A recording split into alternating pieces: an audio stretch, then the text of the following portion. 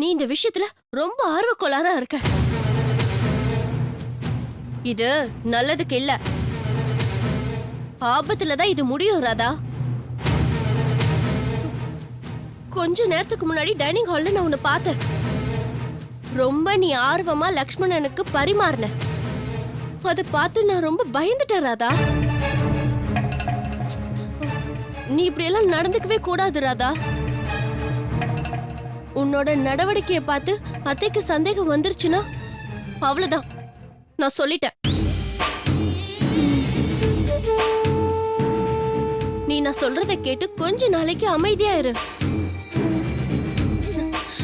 உன் லக்ஷ்மணன் மாமா விஷயத்த கொஞ்ச நாள் மனசுலயே வச்சு பூட்டிக்கும். அதுதான் உனக்கும் நல்லது, லக்ஷ்மணனுக்கும் நல்லது, மத்தவங்களுக்கும் நல்லது, ஏன் குடும்பத்துக்கே நல்லது. புரியுதா? சரிங்க பிரியாக்கா, இனி நான் இப்படி தொந்தரவு செய்ய மாட்டேன்.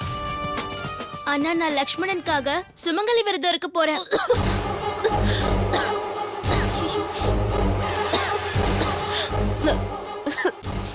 ராதா, நீ அப்படியெல்லாம் விரதம் இருக்க கூடாது. இது கல்யாணம் ஆனவங்க மட்டும்தான் விரதம் இருக்கணும்.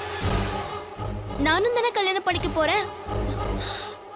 அது மட்டும் இல்ல, நான் லக்ஷ்மணன் மாமாவை மனசுக்குள்ளேயே கல்யாணம் பண்ணிக்கிட்டேன்.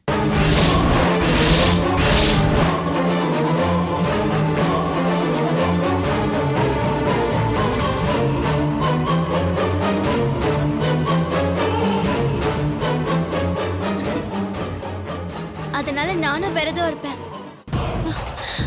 ஐயோ ராதா, அது தப்பு.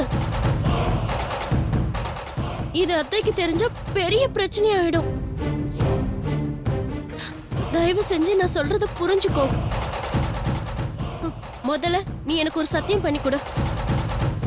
நீ இந்த மாதிரி எல்லாம் விரதம் இருக்க மாட்டேன்னு என் கையில சத்தியம் பண்ணு.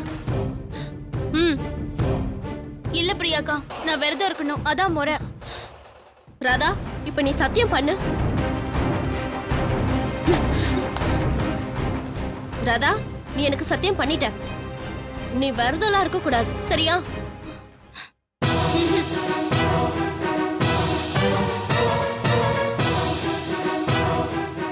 இவளோட பெரிய இம்சையா போச்சே. இவளை சமாளிக்கிறதுக்குள்ள போதும் போதும்னு ஆயிடுச்சு.